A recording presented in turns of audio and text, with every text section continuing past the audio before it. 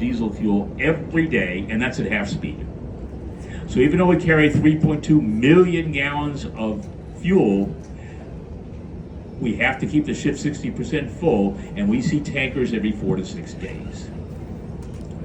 As you look across North Island, you'll see some hills. And if you take those hills off to the left towards the Cabrillo Monument, which is a great place to go if you like to hike and see beautiful views of San Diego.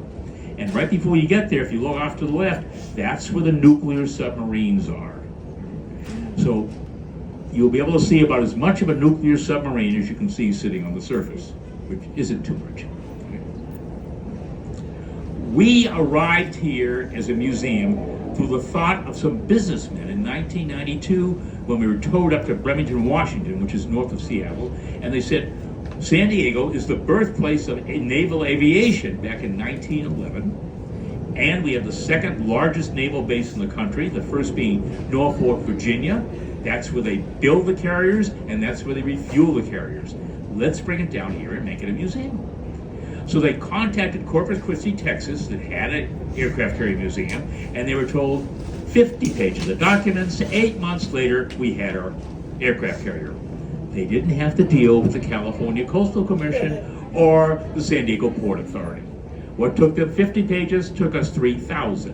What took them 8 months took us 12 years and millions of dollars, like buying swampland at the end of the bay and bringing it back to pristine condition for all those birds we were going to displace.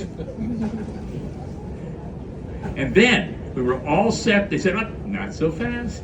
You've got to put up a $500,000 bond to tow that old Navy ship back up to Washington when no one wants to come see it.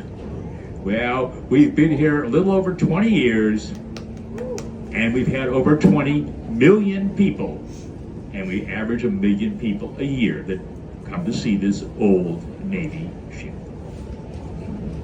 So much for the politicians. Now, you have a big decision to make. On their way. Who is going to lead this group?